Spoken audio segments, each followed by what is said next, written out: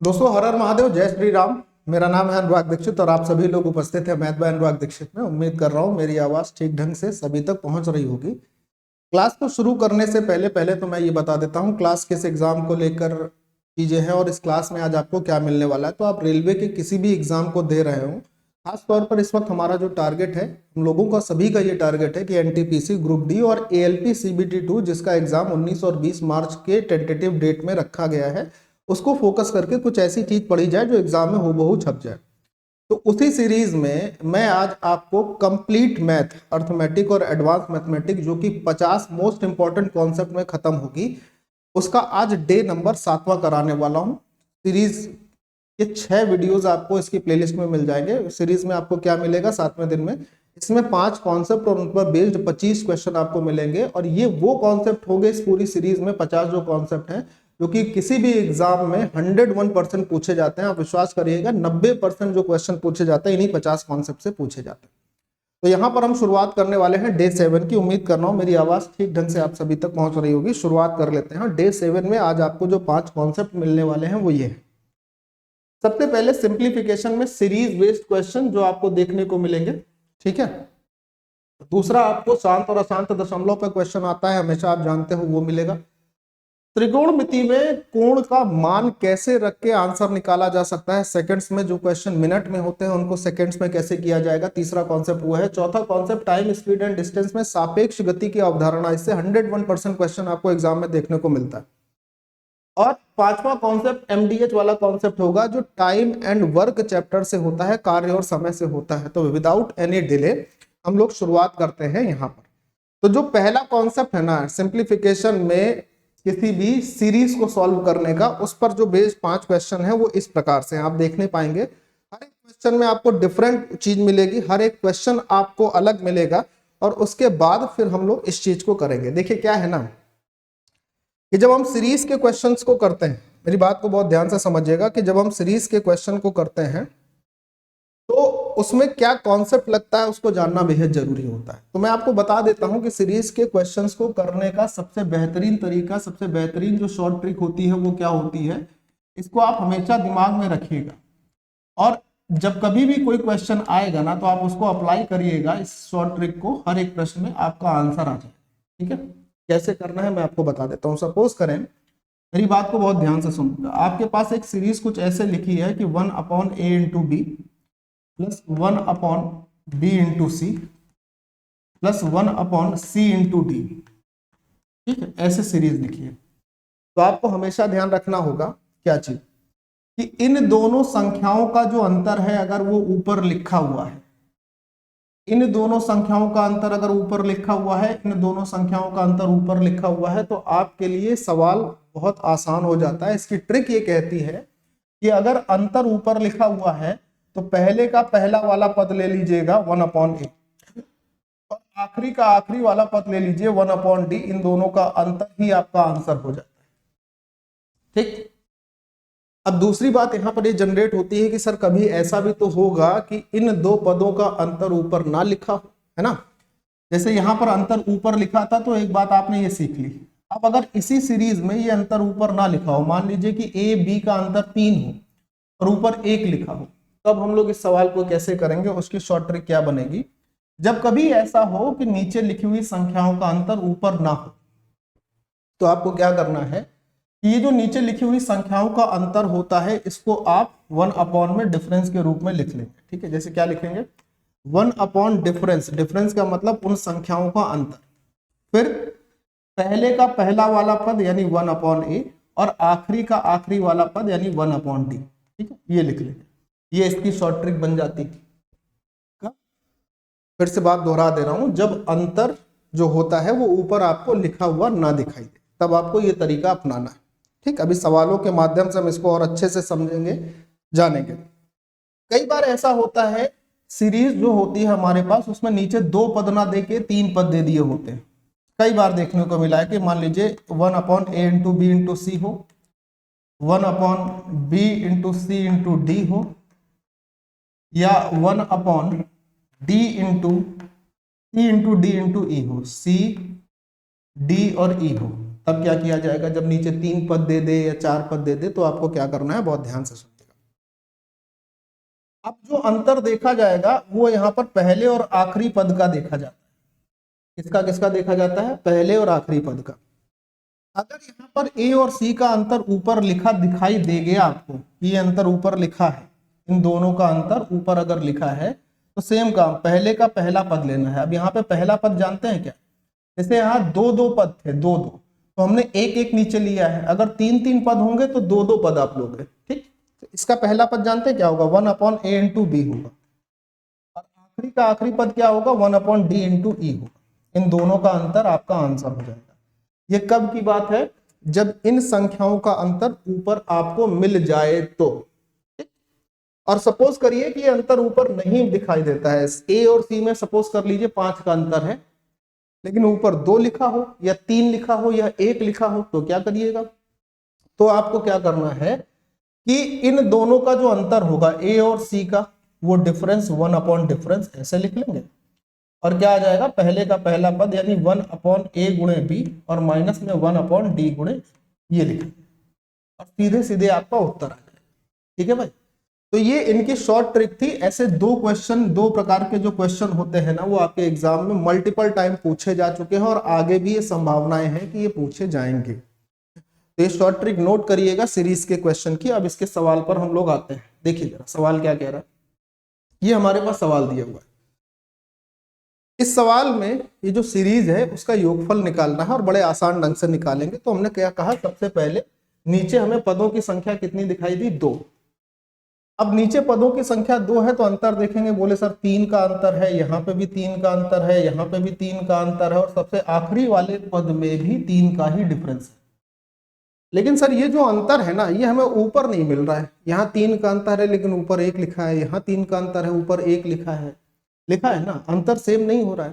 तो मैंने क्या बोला था, मैंने बोला था कि आप उस अंतर को लिखेंगे 1 डिफरेंस यानी अंतर, पहले का पहला पद यानी 1/1, और अंतिम का अंतिम पद यानी कि 1/16।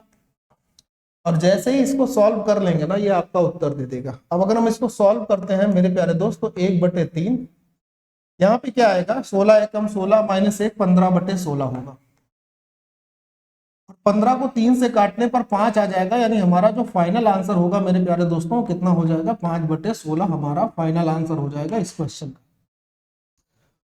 तो जो सवाल मिनट में लेते थे, 60 सेकेंड, 65 सेकेंड, 70 सेकेंड, एक बार सही ढंग से समझने के बाद अब वो सवाल आपके 5 से 10 सेकेंड में हो जाएंगे। तो बहुत समय बचेगा इन तरीकों से, ये आपको आने चाहिए। ठीक है, अगला सवाल देखिए भाई। अब नीचे 3-3 पद आपको दिखाई दे रहे हैं। कितने पद दिखाई दे रहे हैं, 3-3। और जब अगर 3 पद दिखाई देंगे तो अंतर हम कहां से लेते हैं, अंतर हम पहले और आखिरी का लेते हैं। यहाँ 6 का, 4 और 10 में 6 का अंतर है, 7 और 13 में भी सर 6 का अंतर है, और 10 और 16 में भी सर 6 का ही अंतर है। मैंने कहा वेरी गुड। और क्या ये अंतर जो है, क्या ये डिफरेंस जो है वो आपको इनके ऊपर दिखाई दे रहा है, तो आप बोलोगे नहीं सर नहीं दिखाई दे रहा। तो इसका मतलब क्या है, हमें फिर से वही काम करना है कि 1 डिफरेंस जो अंतर होगा। अब पहले का पहला पद, तो इसका पहला पद क्या आएगा, 1/1 गुणे 4, 1/4 हो जाएगा, है ना।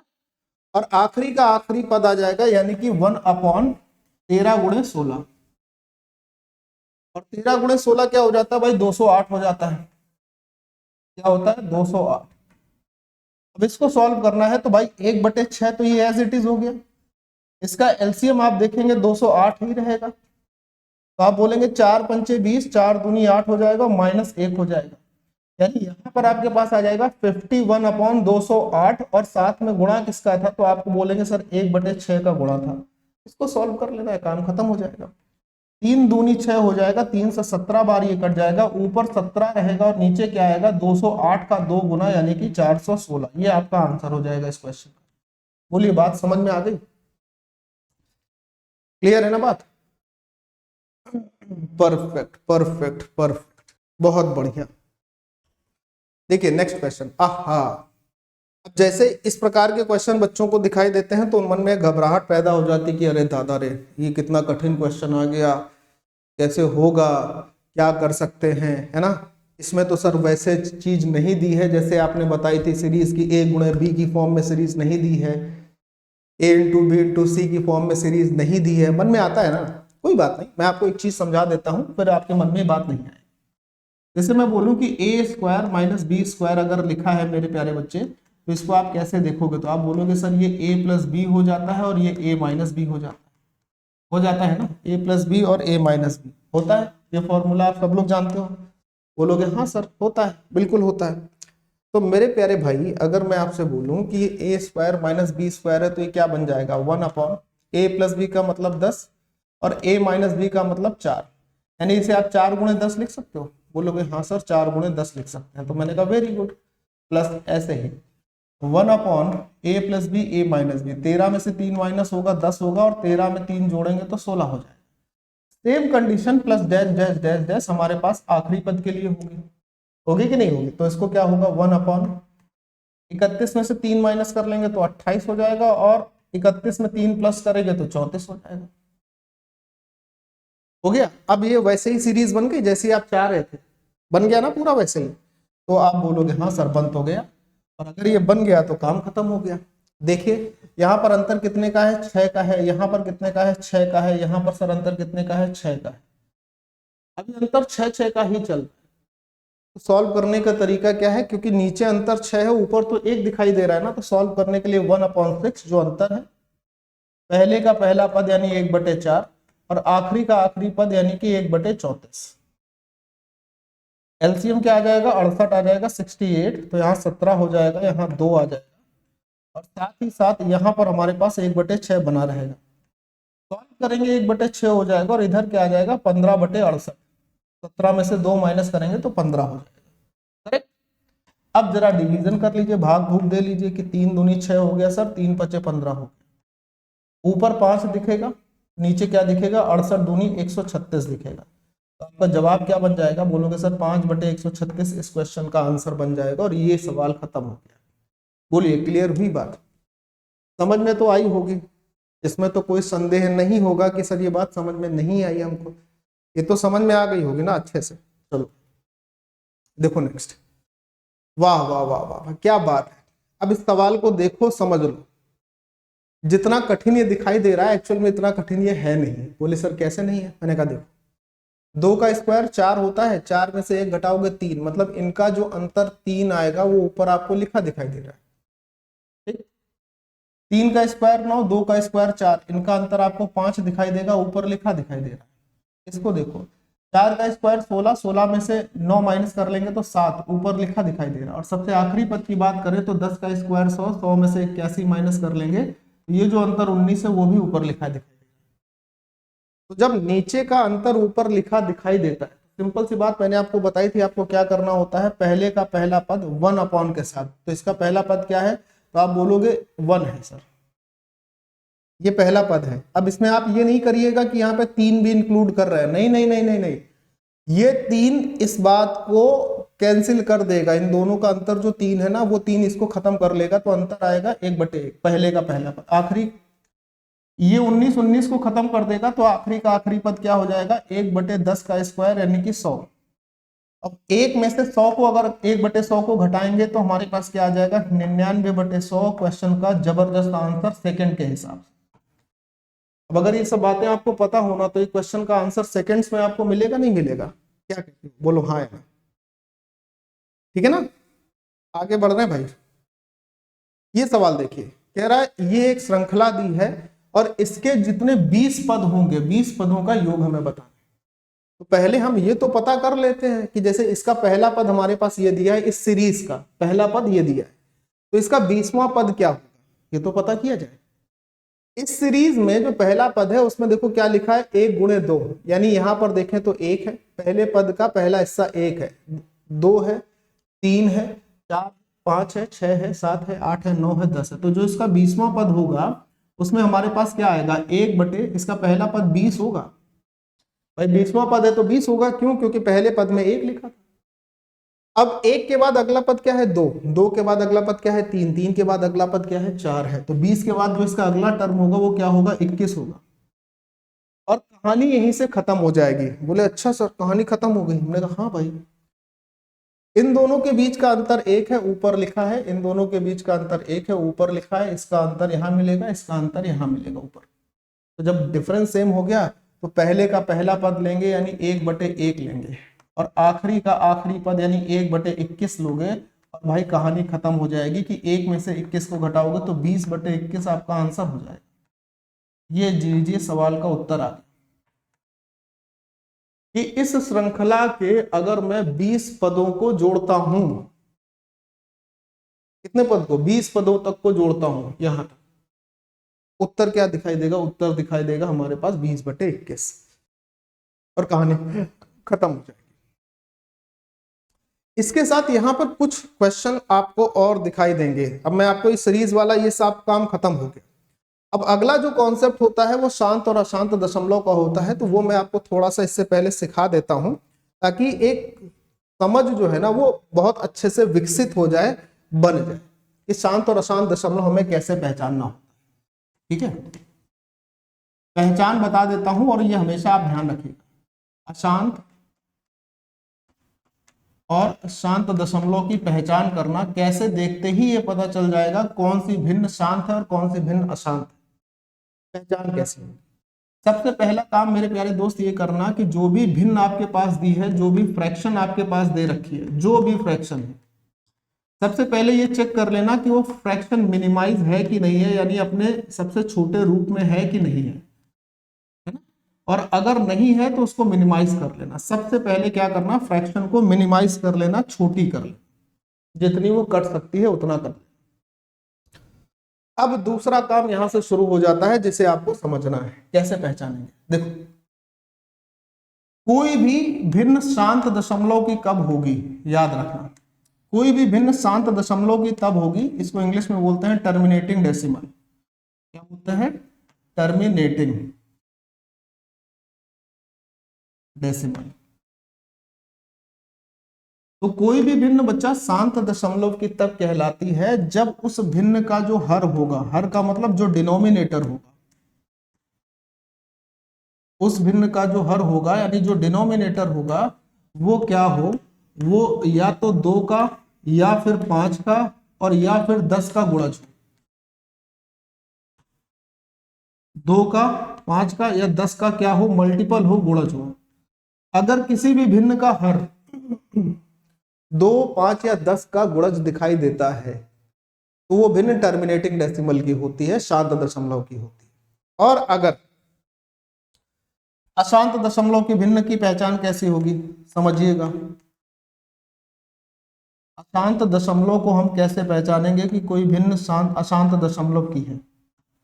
देखो, इसको बोलते हैं नॉन टर्मिनेटिंग डेसिमल या रिकरिंग डेसिमल, जो भी आप कहना चाहो। ठीक है, नॉन टर्मिनेटिंग डेसिमल या रिकरिंग डेसिमल, आवर्ती दशमलव, ये कह सकते हो। ठीक है, यहां पर हो गया ये शांत दशमलव, यहां पर बात कर रहे हैं अशांत दशमलव। कैसे पहचानेंगे? तो इसको पहचान का तरीका होता है कि किसी भी भिन्न का जो हर है, डिनोमिनेटर है, अगर वो 2, 5, 2 या 5 या 10 के अलावा 2, 5 या 10 के अलावा किसी और संख्या का मल्टीपल दिखाई दे, किसी और संख्या का गुणज दिखाई दे, गुणज हो, तो क्या कहोगे कि वो भिन्न कैसी है, वो भिन्न अशांत दशमलव की है, नॉन टर्मिनेटिंग है या रिकरिंग है। ये बात नोट कर लीजिए सबसे पहले, तो फिर आगे बढ़ेंगे। ठीक है भाई, क्योंकि सवाल इसके तभी होंगे जब ये कॉन्सेप्ट आपको पता रहेगा। ठीक है, चलिए देखिए पहला क्वेश्चन इसका क्या कहता है। पहला प्रश्न क्या कह रहा है? कह रहा है इसमें से कौन सा शांत दशमलव या टर्मिनेटिंग डेसिमल है। तो शांत दशमलव की पहचान अभी हमने आपको क्या बताई, शांत दशमलव का जो हर होगा, थोड़ा इधर कर ले, देखो अब दिखाई देगा। शांत दशमलव का जो हर होगा वो 2, 5 या 10 का मल्टीपल होगा।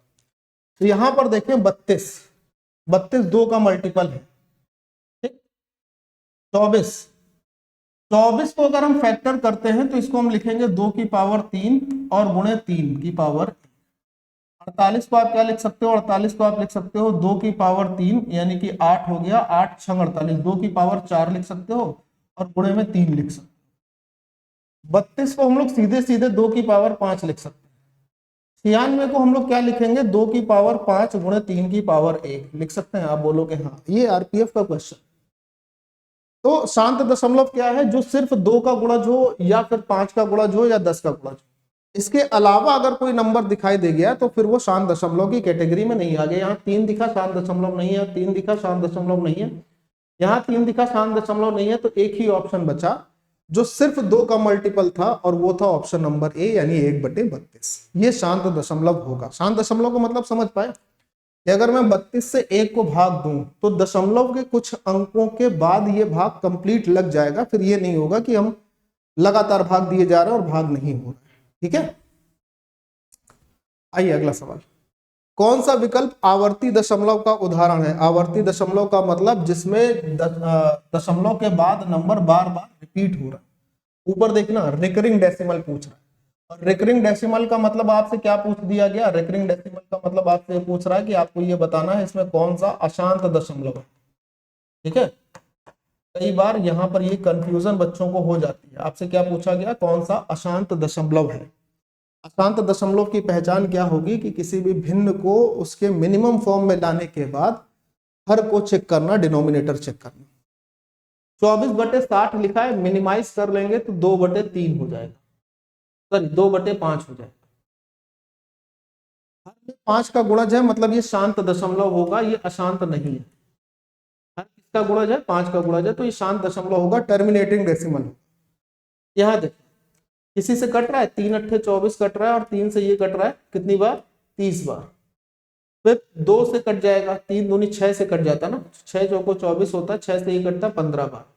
और 15 को देखें तो 5 का मल्टीपल है और ये 3 का भी मल्टीपल है। इसके बाद 4/15 के बाद ये और मिनिमाइज नहीं हो सकती, तो इसके हर में हमें 15 मिला 6 से काटने के बाद। 15 5 का भी मल्टीपल है, 3 का भी मल्टीपल है, और जैसे ही आपको दिखाई दिया कि 2 5 या 10 के अलावा यहाँ संख्या 3 आ गई, तो आप बोलोगे सर यही यहाँ पर अशांत दशमलव होगा, यानी रिकरिंग डेसिमल यही होगा। तो जो आपसे प्रश्न पूछा गया वो आपको कहां पर आंसर दे रहा है, आपको ऑप्शन बी में ही आंसर दे दिया कि अशांत दशमलव यही है। अब बी में ऑप्शन आंसर मिलने का फायदा यह है कि आपको सी और डी चेक ही नहीं करना है, इसमें आप टाइम वेस्ट ना करें, क्योंकि 4 में से एक ही ऑप्शन आंसर होगा, और ये ग्रुप डी का सवाल था। अब देख पा चलिए एनटीपीसी के सवाल का सॉल्यूशन आप लोगों से चाहिए होगा।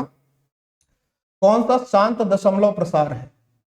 तो हर क्या चाहिए, हर में क्या चाहिए, या तो 2 का गुणज, या तो 5 का, या तो 10 का गुणज चाहिए। ठीक है, तो पहला हम चेक करते हैं, 6 है, 6 में 3 आ जाता है, और जैसे ही 3 आया तो ये हमें समझ में आ गया कि पहला जो ऑप्शन है, ऑप्शन नंबर ए, ये शांत दशमलव का नहीं है, ये अशांत दशमलव का है। सी ऑप्शन देखा, नीचे 3 दिखाई दिया, तो तुरंत फिर ये समझ में आ गया ये भी अशांत दशमलव है, नॉन टर्मिनेटिंग डेसिमल है।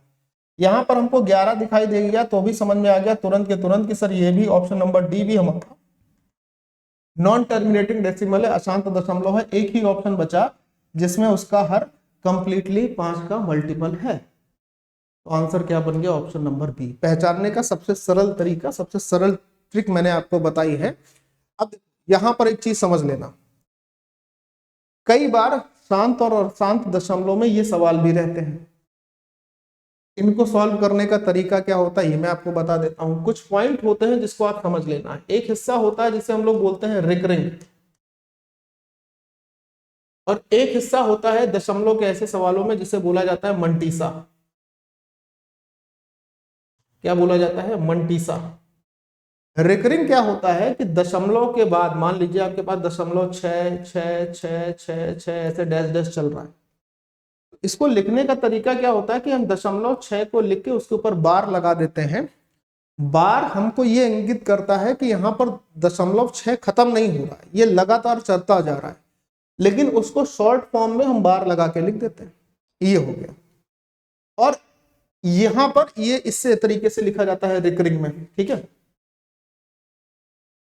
और अगर हम मंटीसा की बात करते हैं कि सर मंटीसा क्या होता है, तो दशमलव के पहले अगर किसी संख्या पर बार होता है, जैसे मान लीजिए कि यहाँ पर लिखा हो 0.56 और इसके पहले लिखा हो 4 और 4 के ऊपर बार लगा, तो दशमलव के पहले यानी कि लेफ्ट हैंड की संख्या या अंक के ऊपर अगर बार लगा है तो ये मंटीसा कहलाता है। और मंटीसा का मतलब क्या होगा? मंटीसा का मतलब होगा ये जो वैल्यू आपके पास लिखी गई है ना, ये आपके पास नेगेटिव होगी, ऋणात्मक होगी। कैसी होगी? ऋणात्मक। तो इस बात को यहां पर देखना है, जैसे ये हमारे पास लिखा था 2 के ऊपर बार 0.75, तो यहाँ 2 कैसा है? ऋणात्मक है, तो -2.75 ऐसे लिखा जाएगा। या आप इसे ऐसे लिख सकते हो -2 और +0.75, करेक्ट। इसके ऊपर बार है तो ये हो जाएगा -3 और प्लस में 0.78।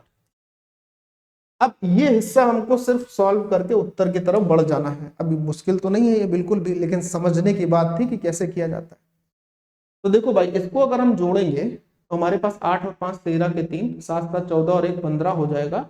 2 अंक पर दशमलव लगा देंगे तो प्लस का हमारे पास 1.53 आ जाएगा। इसको जोड़ोगे तो माइनस का 5 हो जाएगा, तो -5 और प्लस का 1.53 जो रिजल्ट देगा आपको वो देगा 4.53। भाई माइनस के 5 में से प्लस का 1 खत्म तो 4 बचेगा, माइनस का वो भी, और दशमलव के बाद 5 3 है। अब ये जो 4 यहां से बचा है ये तो बचा है ना माइनस का, और -4 को अगर हम मंटीसा की फॉर्म में लिखेंगे तो इसके ऊपर बार लगा देंगे, काम खत्म हो जाएगा। तो हमारा आंसर हो जाएगा ऑप्शन नंबर बी, 4 के ऊपर बार और 0.53।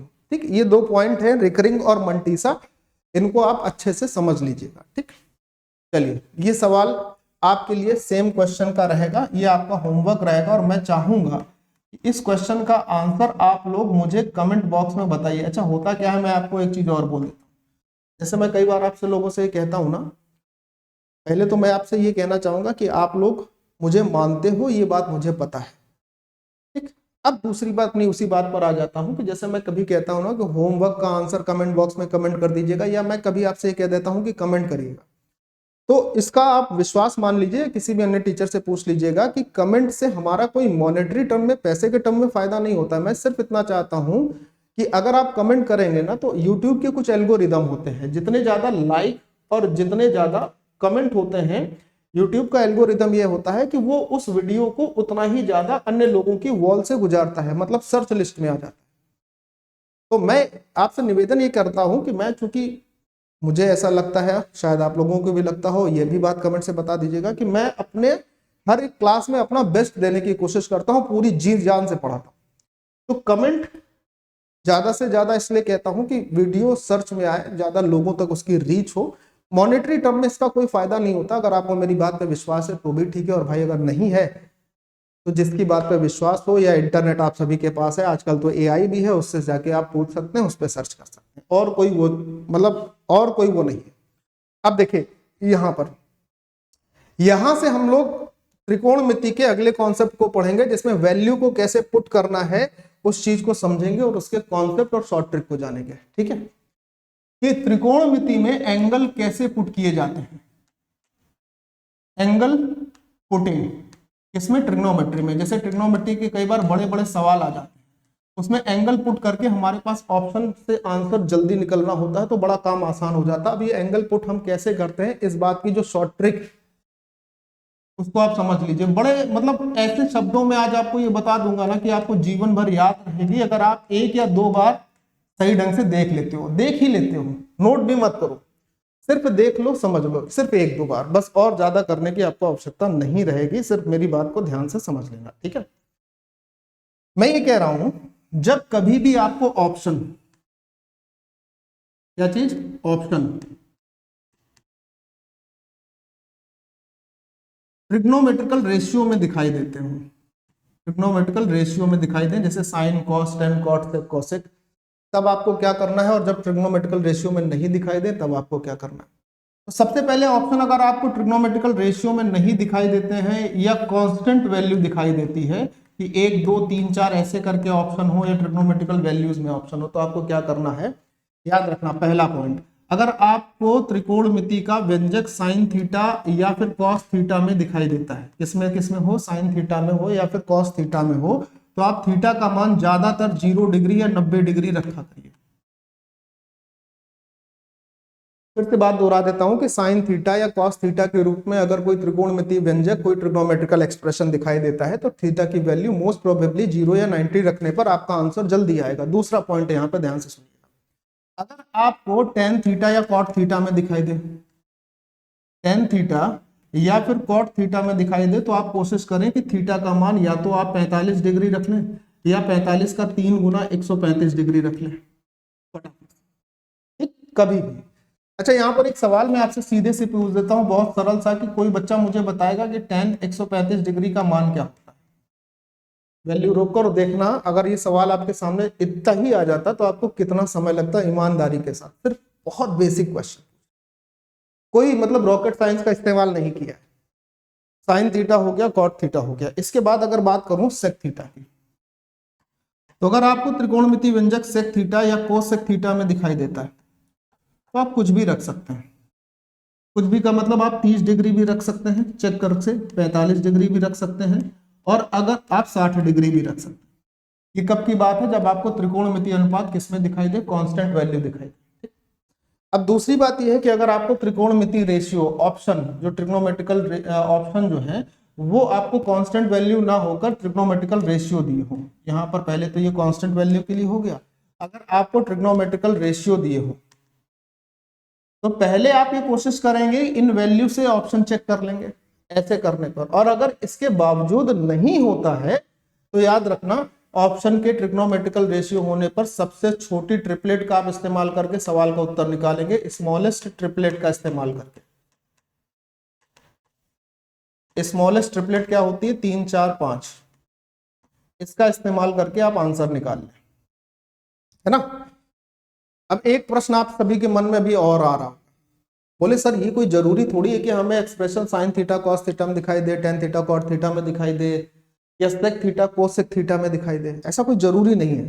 मान लीजिए कि अगर सभी एक्सप्रेशन हमारे पास एक साथ आ गए, यानी ऑल ट्रिग्नोमेट्रिकल रेशियो हमारे पास एक साथ आ गए, तो हम क्या करेंगे, साइन भी आ गया, कॉस भी आ गया, टेन भी आ गया, कॉट भी आ गया, सेक भी आ गया, सभी के सभी अगर त्रिकोणमितीय रेशियो आ गए तो थीटा का मान उस स्थिति में 45 डिग्री रखना सबसे सरल होता है और सबसे सुरक्षित होता है, 45 डिग्री रखना। क्लियर मेरी बात। अच्छा, अब इसके बाद एक पॉइंट और ले लीजिए, यहां तक बात क्लियर होगी ना, यहां तक तो बात उम्मीद है कि क्लियर भी होगी। और ये सबसे सरल तरीका है, मैं आपको सिर्फ ये याद कहूंगा कि आप इसे याद मत करो, अभी मैं सवाल लगाऊंगा तो आपको दिख ही जाएगा, इसे याद मत करो, सिर्फ और सिर्फ ये याद रखो इसे 2-3 बार पढ़ना है, बस सिर्फ 2-3 बार पढ़ लीजिए। और आगे भी आपके सामने कहते हैं ना कि प्रत्यक्षम किम प्रमाणम, प्रत्यक्ष को प्रमाण की क्या जरूरत है, तो अभी जब सवाल आएंगे तो उससे आप ये देख ही लोगे, ठीक।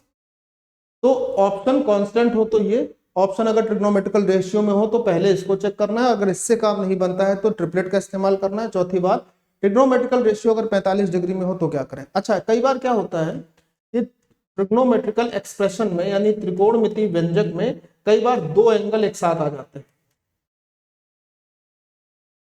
दो एंगल एक साथ आ जाते हैं। दो एंगल एक साथ आने का मतलब अल्फा भी आ गया, बीटा भी आ गया। अब क्या करें, तो अगर अल्फा भी आ गया, बीटा भी आ गया, तो पहले तो आप ये चेक कर लो कि वो एक्सप्रेशन साइन में है, कॉस में है, टेन में है, सेक में है, किस में है।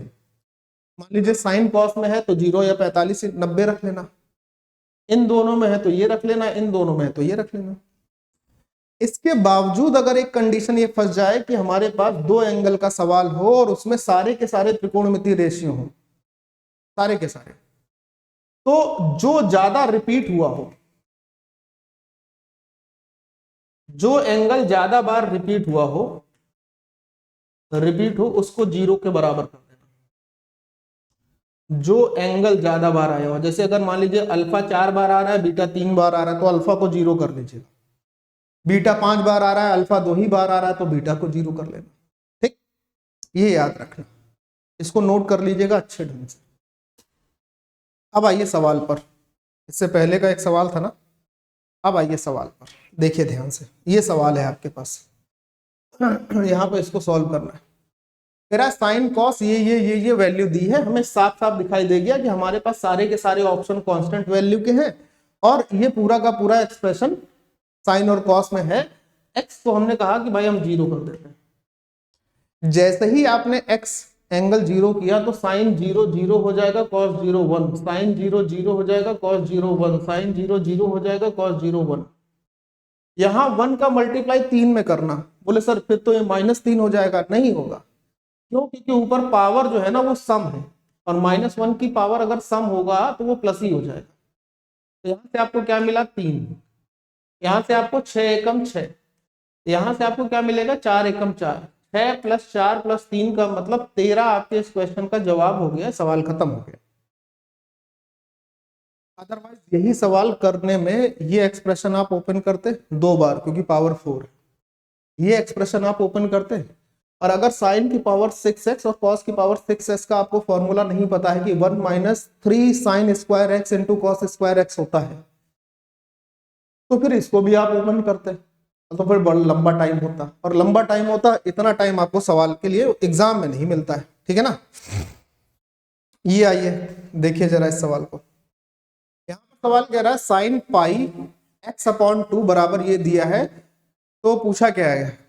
कुछ नहीं पूछा है, पूछा होगा। आप यहाँ पे लिखिए x का मान क्या होना चाहिए। x नहीं पूछ सकता इसमें, और तो कुछ पूछ ही नहीं सकता है। तो मैं आपको यहाँ पर इसको समझा देता हूँ। जैसे ये आपके पास लिखा हो साइन पाई का मतलब पाई इंटू एक्स लिखा है, बटे में 2 लिखा है, और बराबर में आपके पास लिखा है x² - 2x और +2, ये लिखा है। यहाँ पर आपको x का मान निकालना है। इतना सरल क्वेश्चन जीवन में कभी नहीं पूछा जाना चाहिए। बोले सर क्यों नहीं पूछा जाना चाहिए? मैं कह रहा हूं कि आप x का कुछ ऐसा मान सोचें जिससे आपके पास लेफ्ट हैंड साइड और राइट हैंड साइड बराबर हो जाए। यही तो मतलब है इस बात। मान लीजिए आपने x बराबर 1 सोच लिया, और इसको सोचने के लिए आपको कोई मतलब वेद नहीं पढ़ने, ये ऑप्शन ही लिखे हैं, इसी को देखना है और कुछ नहीं करना है ना। क्योंकि 0 रखने पर ये तो 0 हो जाएगा, लेकिन यहां पर सिर्फ 2 बचा रहेगा, तो ये बराबर नहीं होगा। तो 0 तो नहीं रखा ना पहले हमने, इसीलिए 1 रखा, क्योंकि 0 हमें दिख गया था, 0 से ये काम बनेगा नहीं। 1 रखते हैं, यहां पर 1 हो गया। साइन 90 की वैल्यू 1 हो जाएगी। बोले हाँ सर। 1 रखोगे 1 हो जाएगा, 1 रखोगे -2 हो जाएगा, और +2 यहाँ पर यही था, ये दोनों कैंसिल हो जाएंगे, तो left hand side right hand side के बराबर में आ जाएगा। और जैसे ये बराबर में आया, तो ये तब बराबर में आया जब x का मान हमने +1 रखा। अब आगे का काम को खत्म कर देंगे। 4 में से एक ऑप्शन आंसर होना चाहिए, वो ये हो गया। कोई भी इधर उधर का सवाल नहीं है, सारे सवाल एग्जाम ओरिएंटेड हैं। बस किसी में नीचे शिफ्ट लिख गई है, किसी में नहीं लिख गई है, और सब मल्टीपल एग्जाम्स के हैं। ये भी बता रहा हूं, मल्टीपल और लेटेस्ट एग्जाम के। ठीक है, चलिए ये देखिए, इसका मान पूछ रहा है, तो यहां पर ध्यान से सुनना भाई। साइन और कॉस का एक्सप्रेशन है, एक्स का मान थीटा पे ही डिपेंड है, कि अगर हम थीटा का वैल्यू कुछ डालेंगे तब हमें एक्स का मान मिलेगा। करेक्ट? यहां पे भी सेम काम है। मैं एक काम करता हूं, सुनना ध्यान से। x/, ये जो a है ना, इसको x/a लिख लेता हूं, और ये y इधर लिख के y/b लिख लेता हूं। कोई फर्क पड़ा? अभी नहीं पड़ा। और अब इसके बाद थीटा का मान हमने साइन और कॉस देखने के बाद 0 रख दिया, कि थीटा हम 0 रख देते हैं। तो साइन 0 0 हो गया, इसका मान कॉस 0 की वैल्यू 1 हो गई। साइन 0 0 हो गया, y/b कॉस 0 की वैल्यू हो जाएगी 1, तो ये -1 हो जाएगा। इतना काम हो जाएगा, काम खत्म। x/a का मान +1, y/b का मान -1, इसका स्क्वायर करना है। +1 का स्क्वायर +1 ही रहेगा, -1 का स्क्वायर भी +1 हो जाएगा। तो +1 और +1 मिलकर क्या हो जाएगा? +2 आपका आंसर हो जाएगा। कुछ बच्चे इसका आंसर 0 भी देख रहे होंगे, लेकिन ये भी तो देखो कि यहाँ पे स्क्वायर की वैल्यू पूछी गई है। यहाँ पर आपने x/a y/b का मान तो निकाल लिया, लेकिन जो पूछा गया है वो तो स्क्वायर में है ना दादा, है ना? Very good. चलिए आइए, सेम क्वेश्चन दिखाई दे रहा है कुछ? हाँ सर। x/a सीधे लिखा पहले, y/b सीधे लिख लिया पहले, z/c सीधे लिख लिया पहले। अब सुनो जरा, थीटा भी है फाई भी है, थीटा भी है फाई भी है, और यहां सिर्फ थीटा है। यहां सिर्फ क्या है? थीटा है। तो मैं थीटा का मान कुछ ऐसा रख लेता हूं जिससे पहले ये काम आसान हो। कुछ भी रख लो, जो आपकी इच्छा करे, आपको ये समझ में आए कि इससे हमारा काम आसान हो सकता है, वो आप रख सकते हो। थीटा जो आपको समझ में आए। जैसे मैंने बोला कि थीटा बराबर मैं अगर 45 डिग्री रख लेता हूँ, tan 45 का मान आसानी से आ जाएगा, और फाई की वैल्यू मैं 0 रख लेता हूँ। तो फाई की वैल्यू 0 रखने पर क्या होगा, साइन 0 0 हो जाएगा, ये पूरा हिस्सा 0 हो गया, यानी y अपॉन बी की वैल्यू 0 हो गई। अब cos 0 अगर हम रखेंगे, फाई का मान 0 रखेंगे, cos 0 1 हो जाएगा, और sec 45 का मान क्या हो जाएगा, √2 हो जाएगा, और √2 में 1 का मल्टीप्लाई करेंगे तो इसका मान √2 हो जाएगा। z अपॉन सी tan 45 का मान 1 हो गया। ये हमारे पास मान आ गए, इनके स्क्वायर लिखने हैं, x अपॉन ए का स्क्वायर 2, y अपॉन बी का स्क्वायर 0, z अपॉन माइनस में z अपॉन सी का स्क्वायर यानी 1 का स्क्वायर तो 1, तो 2 में से 1 घटाएंगे तो आपके पास क्या आना चाहिए, 1 आना चाहिए। ऑप्शन नंबर ए आपका आंसर बनेगा। अब बताइए, मजा आई वैल्यू पुटिंग है? तो त्रिकोणमिति हो या अलजेब्रा हो, जब वैल्यू पुटिंग आप सीखते हो ना तो बड़ी मजा आती है, सच में ये बात सच है, बहुत अच्छा लगता है ना। ये सवाल देखिए, अगला question, 2 sine square beta plus cos alpha minus beta into sine alpha into sine beta plus cos 2 alpha minus beta. सारा का सारा जो त्रिकोणमिति अनुपात है वो सारा का सारा अनुपात साइन और कॉस में है, पहली बात। दूसरी बात, यहाँ पर दो कोण दिए हुए हैं, एक अल्फा भी है एक बीटा भी है। तो मैंने आपको बोला था कि जब दो कोण आ जाए और एक्सप्रेशन साइन और कॉस में ही हो तो किसी को एक को कुछ रख लो, है ना। अगर इसमें सभी त्रिकोणमिति अनुपात होते तो जो एंगल ज्यादा बार रिपीट होता उसको 0 करते। फिलहाल यहाँ साइन और कॉस में दिख रहा है तो मैं बोल रहा हूं कि अगर साइन और कॉस में ही दिख रहा है तो हम बीटा को 0 रख लेते हैं। बीटा को 0 रखने का फायदा क्या होगा, ये 0 हो जाएगा, साइन 0 की वैल्यू 0, यहाँ पर साइन 0 होगा, ये पूरा 0 हो जाएगा। जैसे ये 0 हो गया, अब हमारे पास सिर्फ काम यहाँ पर बचा, तो ये हो जाएगा cos 2, बीटा तो 0 हो गया तो cos 2 अल्फा बचेगा, और cos 2 अल्फा बचेगा, उधर वाले पूरी वैल्यू 0 हो ही चुकी है, तो आंसर क्या आ जाएगा, सीधे सीधे cos 2 अल्फा ही आपका आंसर हो जाएगा, जो कि ऑप्शन सी से मैच कर जाएगा और कहानी खत्म हो जाएगी। मजा आई एंगल पुटिंग में? कैसा लग रहा है? कमेंट इसी बात के लिए आपको करना है, ठीक है, कि आपने चीजें सीख रहे हो ना, और कुछ नहीं है। अब भाई यहाँ पर जो हमने आपको बोला था कि जो मैं कॉन्सेप्ट आपको सिखाऊंगा उसमें आपके पास जो चौथा कॉन्सेप्ट होगा वो सापेक्ष गति की अवधारणा वाला होगा, टाइम स्पीड एंड डिस्टेंस। तो चौथा कॉन्सेप्ट जो है सापेक्ष गति की अवधारणा वाला, उसको हम लोग शुरू करते हैं। और यहाँ पर ऐसे क्वेश्चन आपको हमेशा देखने को मिलेंगे, पढ़ लीजिए पहले तो। एक ट्रेन कानपुर से सुबह 8 बजे चलती है, दोपहर 2 बजे दिल्ली पहुंचती है। दूसरी ट्रेन दिल्ली से सुबह 8 बजे चलती है और शाम 5 बजे कानपुर पहुंचती है। उस समय का पता लगाएं जब वो मिलेगी। ऐसे सवाल में याद रखना ट्रिक क्या है इसकी पहले समझ लो। जब इस सवाल को हम कर रहे हैं तो हम ये देख रहे हैं कानपुर और दिल्ली 2 स्टेशन है। पहले मेरी बात को सुन लीजिएगा अच्छे ढंग से, समझना तो आपको मैं समझा दूंगा, ऐसा तो हो ही नहीं सकता कि समझना है।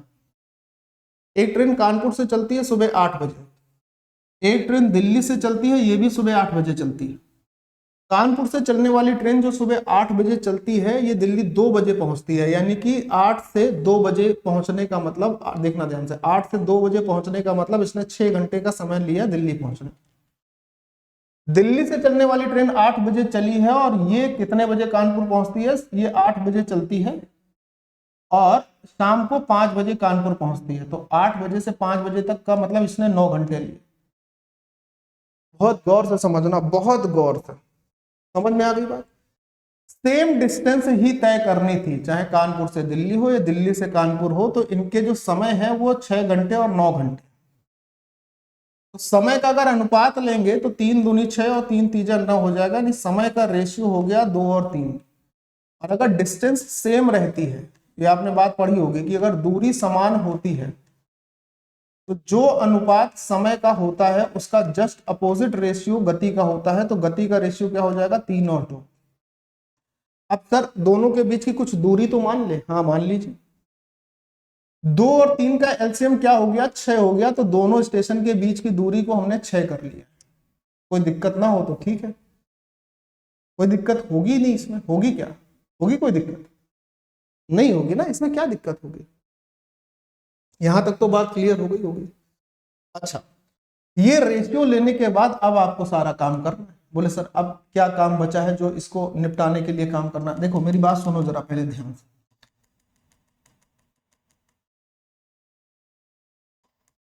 समान रहेगा। ठीक, ये रेशियो यहां से अभी हम हटा रहे हैं।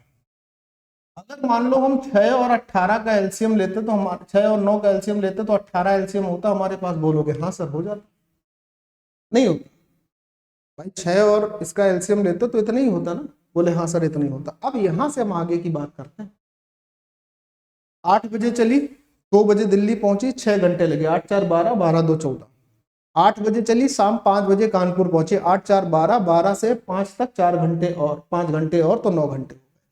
6 और 9 का एलसीएम ले लिया तो 18 आ गया, 6 तीजा 18 हो गया और 9 दूनी 18 हो गया। तो जो गति का रेशियो आया था ना वो कैसे आया, समझ में आ गया, 3 और 2।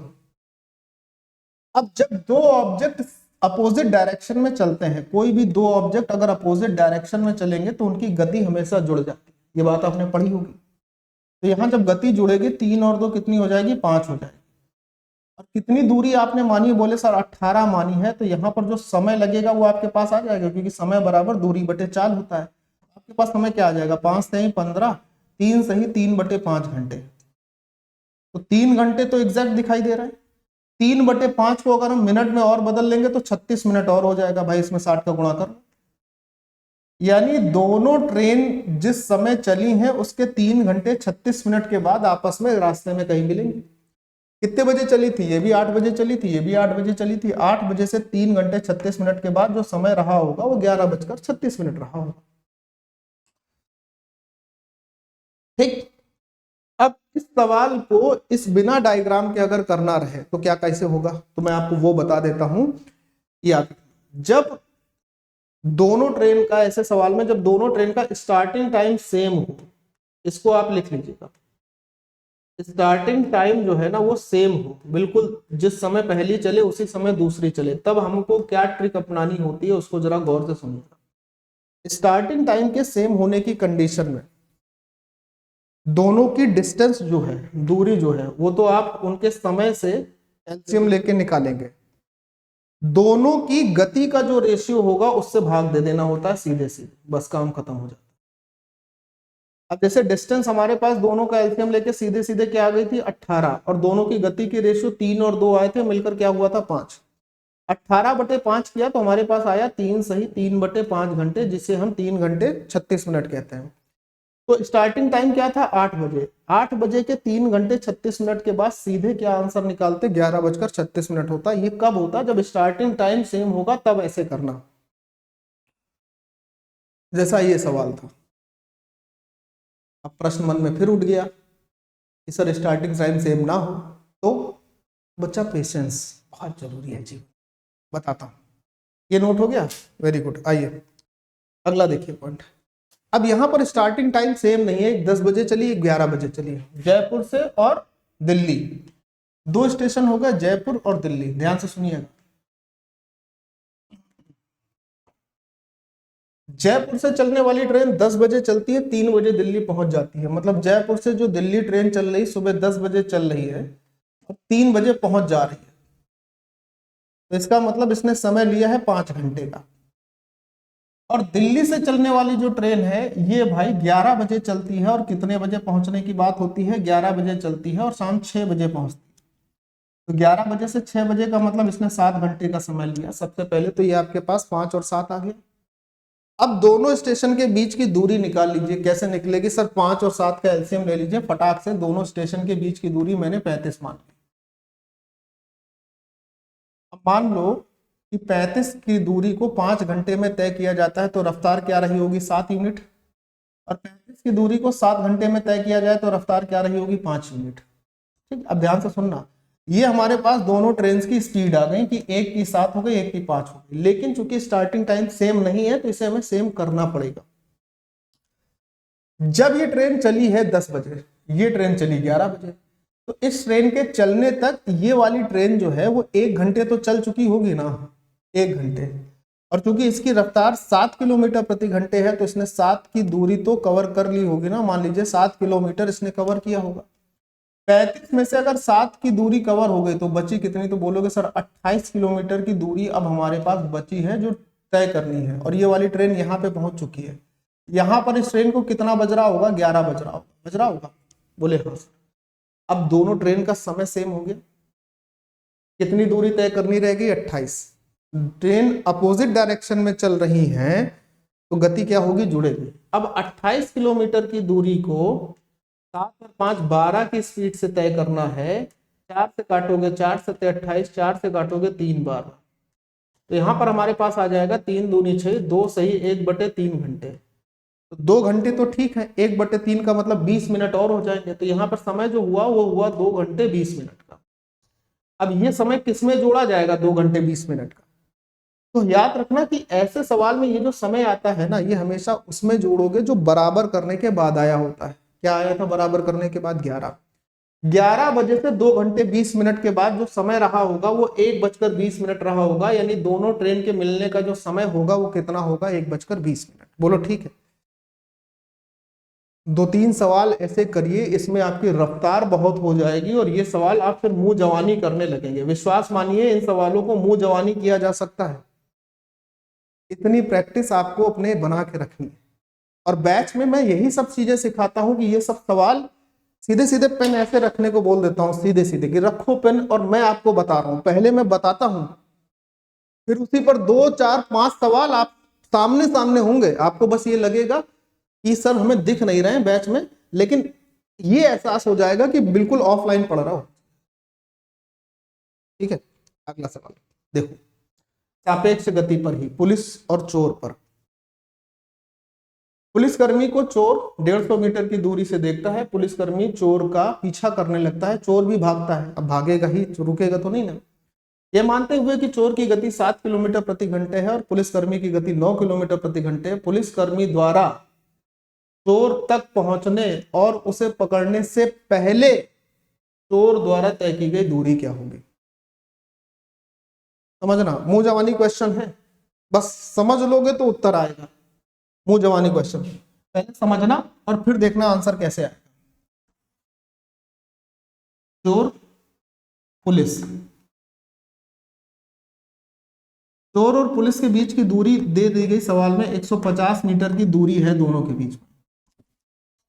चोर ने पुलिस को देखा, 7 किलोमीटर प्रति घंटे की गति से भागना शुरू कर दिया। पुलिस हाथ पे हाथ रखे बैठे तो रहे नहीं। 9 किलोमीटर प्रति घंटे की गति से पुलिस ने चोर को पकड़ना शुरू किया।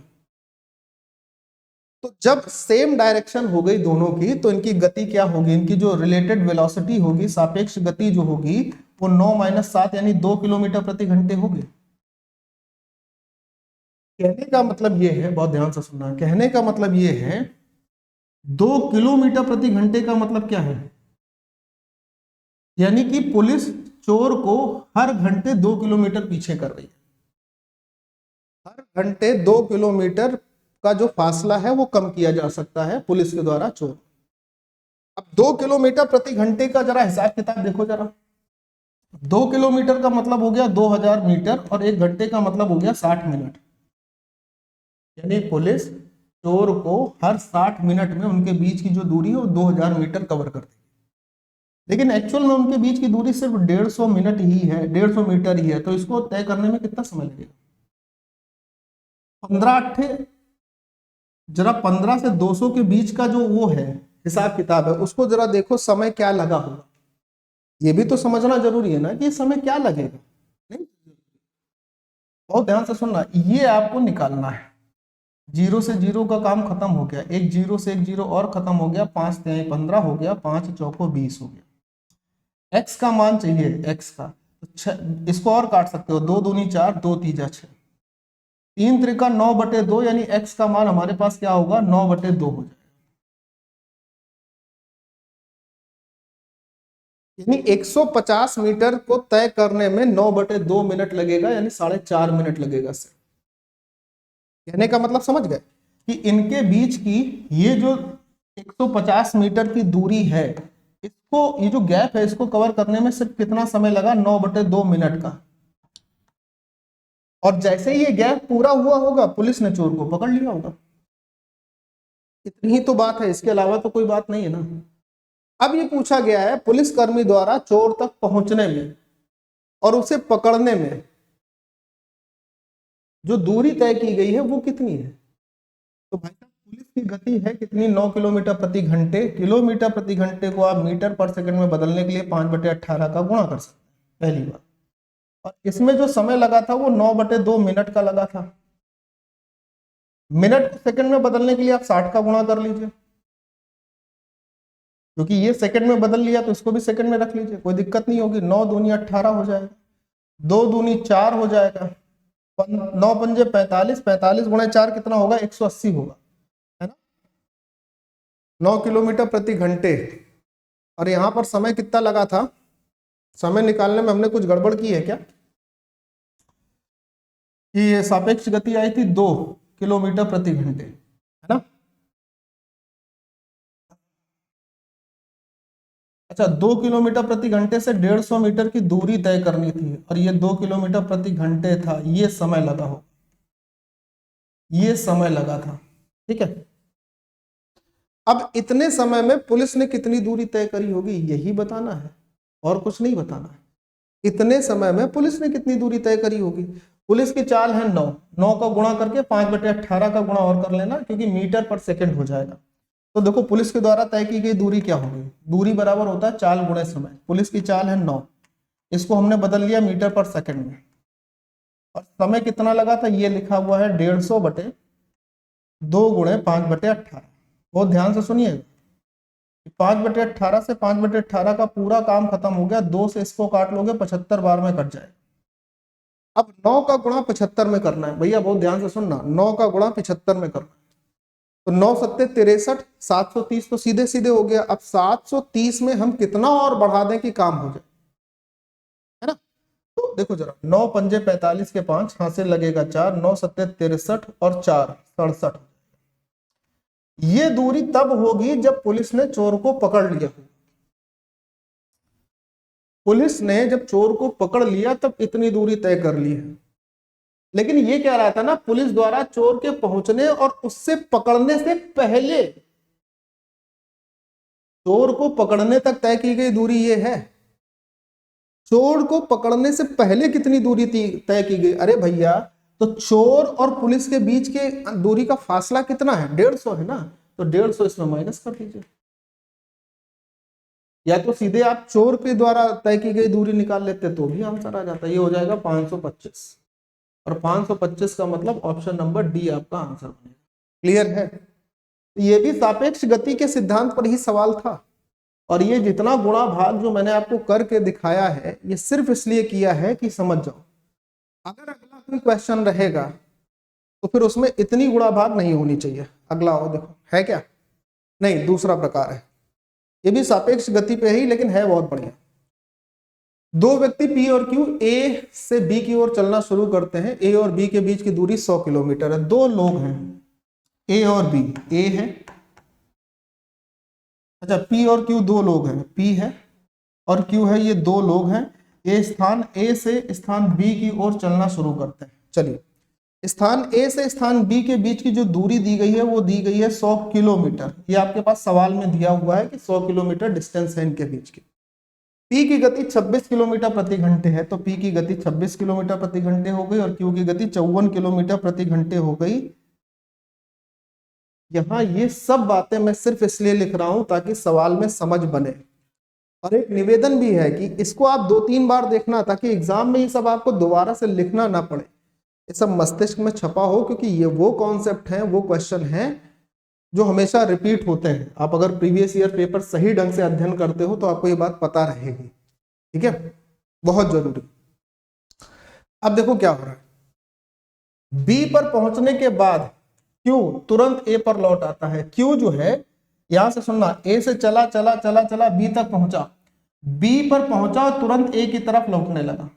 ये बी पर पहुंच गया, क्यू जो है वो 100 किलोमीटर तय करके बी तक पहुंचा और फिर यहां से वापस हो लिया ए की तरफ, ऐसे, ठीक, वापस हो लिया।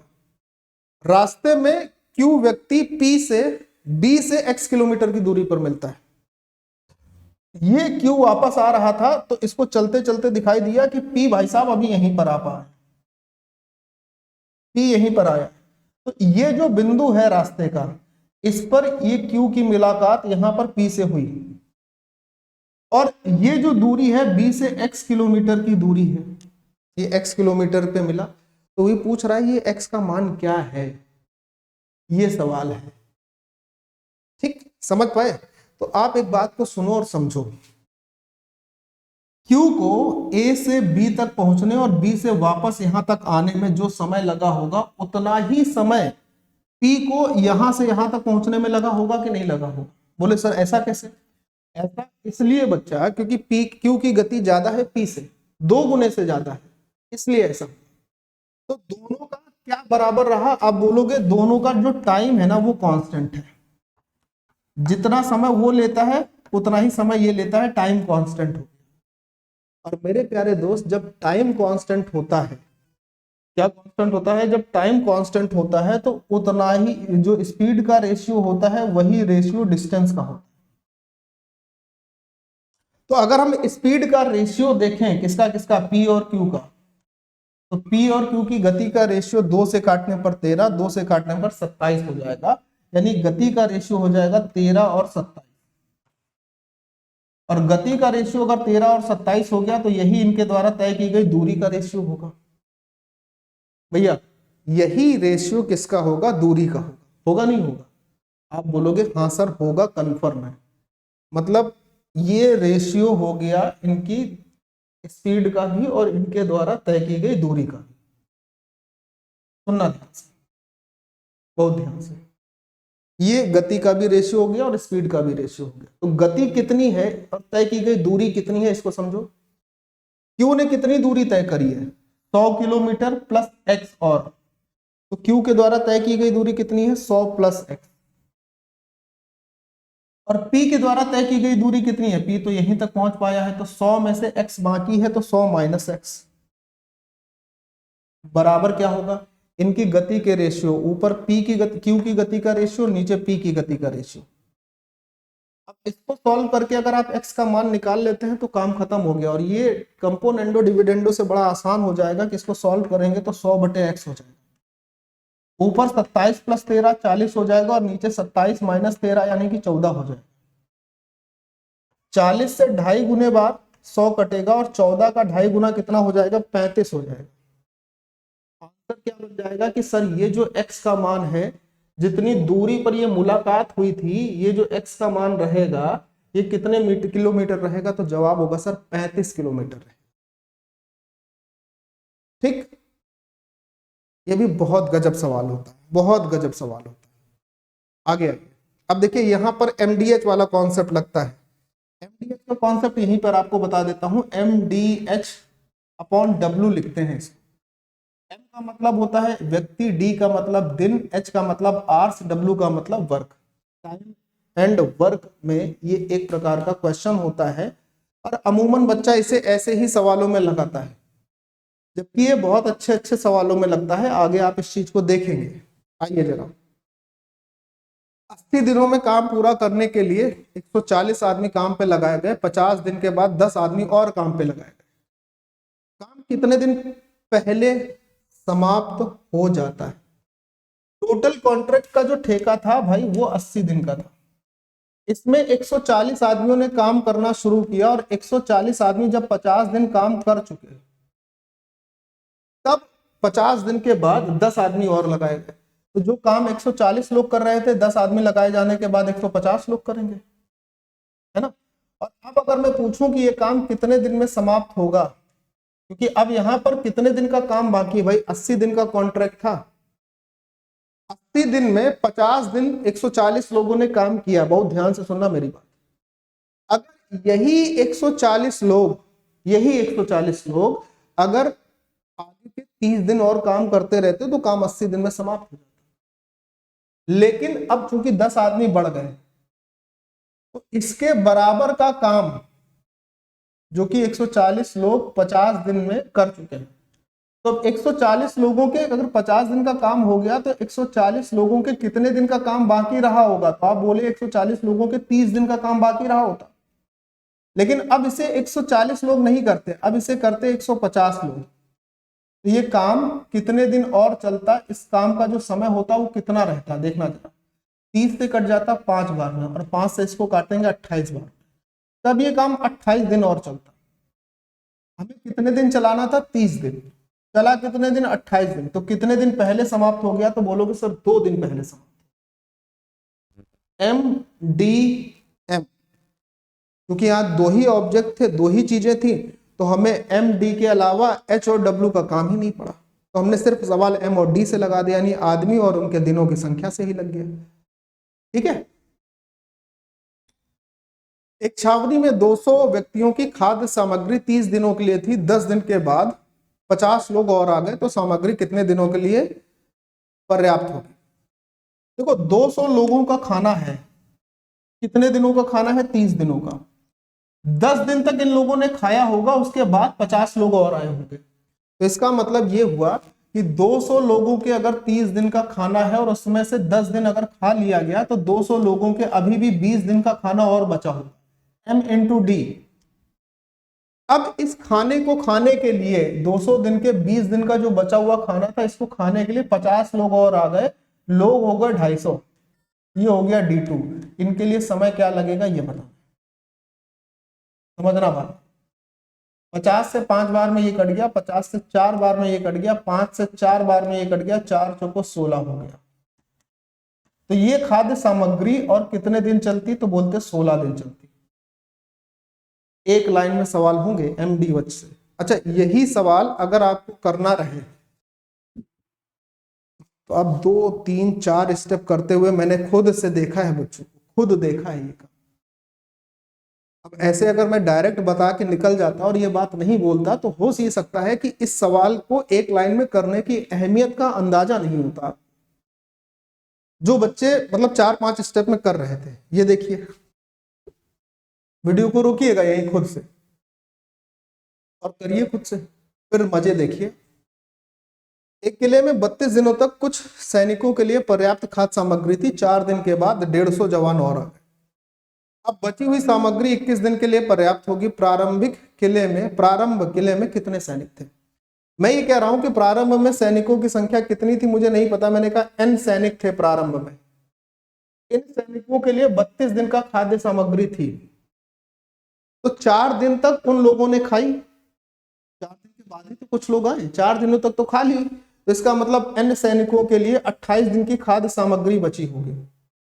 अब हुआ ये कि अब 150 जवान और आ गए, तो जो पहले N लोग थे अब उनकी संख्या 150 और हो गई, यानी N + 150 हो गए। और जब ये संख्या हो गई तो खाद्य सामग्री सिर्फ 21 दिन के लिए बची। ये दोनों इससे बराबर। देखो जरा समय का रेशियो, 7 चौको 28, 7 तीजा 21। समय का रेशियो हुआ 4 से 3 का, तो जो व्यक्ति का रेशियो हुआ होगा ना, वो 3 से 4 का हुआ होना चाहिए। किसका हुआ होना चाहिए? 3 से 4 का। मतलब ये N का मान 3 के बराबर है, तो N + 150 का मान 4 के बराबर है। कितना बढ़ रहा है? बोले सर 1 बढ़ रहा है। क्यों बढ़ रहा है? क्योंकि 150 लोग बढ़े थे, तो 1 का मान हो गया 150 के बराबर। तो 3 का मान कितना होगा? 450। यानी शुरुआत में सैनिकों की संख्या 450 थी, बाद में जब 150 और लोग आ जाएंगे तो सैनिकों की संख्या कितनी हो जाएगी? 600 हो जाएगी। शुरुआत की ही संख्या पूछा था 450।